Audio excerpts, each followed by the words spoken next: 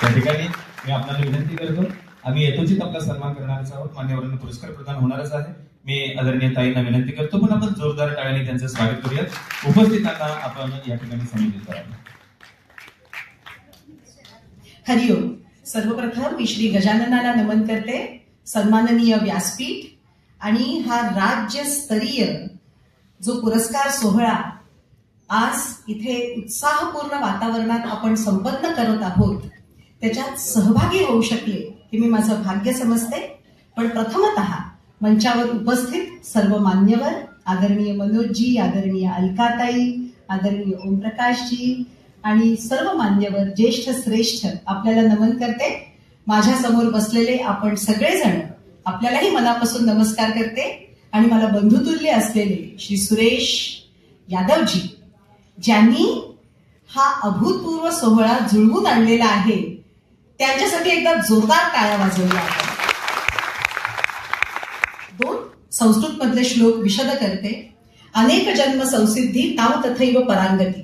म्हणजे एखादी गोष्ट पूर्णत्वाला जायला काळाचं अमुक एक अर्घ्य द्यावं लागतं आणि ते दिल्यावरती ती गोष्ट पूर्ण होण्यापासून काळही त्याला अडवू शकत नाही.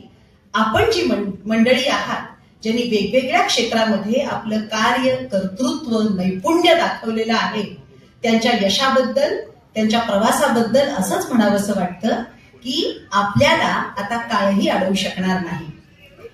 एक छोटीशी कणिका आहे, ती अशी आहे की जगताना माणसांनी वर्षेच्या मयुरासारखं जगावं, संपूर्ण पिसारा फुलवून नाचावं, भरभरून रडावं, खळखळून हसावं, उधाण आलेल्या समिंदरासारखं वाहावं, म्हणजे मग एकट्यानंच जगाचा निरोप घेताना वाईट वाटत नाही. शेवटी काय, आयुष्य एक परिपूर्ण जगावं, हे आयुष्य अतिशय सुंदर आहे.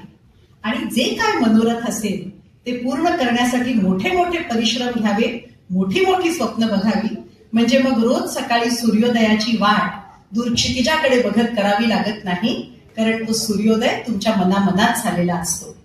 अशी आपण शाश्वत सुखाचे साक्षीदार आणि अर्घ्य देणारी माणसं आहात. तुमच्या कार्यकर्तृत्वाला माझा मानाचा मुजरा. तयांनी कर्मयज्ञ केला, सारीला दूर तिमन सारा, करुणी नमत तव कर्तृत्वाला, झाली आहे तेजोमय सुरुवात.